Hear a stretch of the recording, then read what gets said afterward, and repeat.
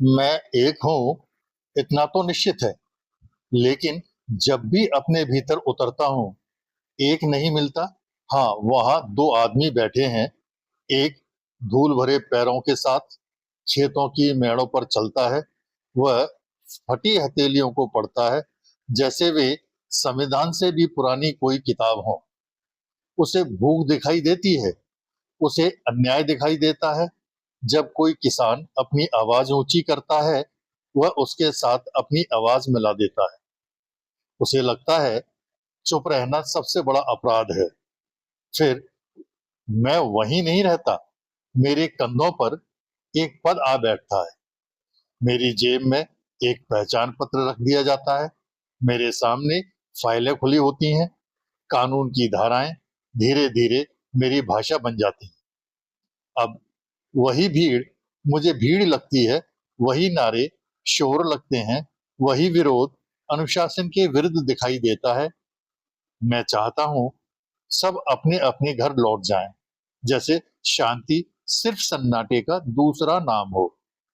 शाम को जब वर्दी उतरती है, पद नहीं रहता, तब एक प्रश्न बचा रह जाता है, यदि मैं उनकी जगह होता, क्या तब भी चुप रहता?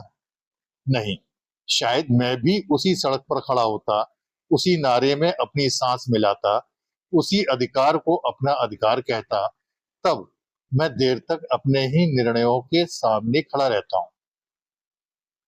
धीरे धीरे मैंने जाना, मनुष्य सत्य का पक्षधर कम, अपनी स्थिति का पक्षधर ज्यादा होता है। कुर्सी बदलती है तो तर्क बदल जाते हैं, स्थान बदलता है तो न्याय की परिभाषा बदल जाती है। भूमिकाएं हमारे विचारों पर वैसे ही चढ़ जाती हैं, जैसे बारिश में कपड़ों पर गीलापन, और हमें लगता है यही हमारा स्वभाव है। मेरे भीतर का पहला आदमी कहता है, मनुष्य रोटी से पहले सम्मान चाहता है। उसकी आवाज उसका अंतिम अधिकार है, यदि वह छीन भी ली जाए तो बचता क्या है? दूसरा आदमी धीरे से कहता है, यदि हर आवाज एक साथ उठे तो व्यवस्था कैसे बचेगी? यदि हर से असहमति सड़क पर उतर आए तो शासन किस तरह चलेगा? दोनों अपने अपने तर्क रखते हैं, दोनों झूठे नहीं हैं, दोनों अधूरे हैं। तभी मेरे भीतर एक तीसरा मौन जन्म लेता है। वह न किसान है, न अधिकारी, न शोषित, न शासक। वह सिर्फ देखता है। वह देखता है कि कैसे एक ही मन परिस्थिति बदलते ही अपनी भाषा बदल लेता है। कैसे न्याय कभी अधिकार बन जाता है, कभी नियम। कैसे कर्तव्य कभी सेवा होता है, कभी शक्ति।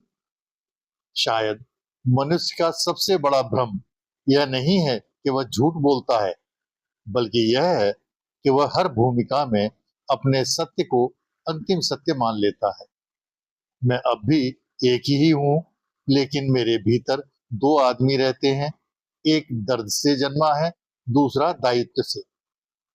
मैं अब किसी को मारना नहीं चाहता, न किसी को चुप कराना चाहता हूं। मैं बस इतना चाहता हूं, जब भी मेरे भीतर का कोई आदमी बोले, दूसरा उसे सुनता रहे। शायद यही सुनना मनुष्य होने की सबसे कठिन साधना है।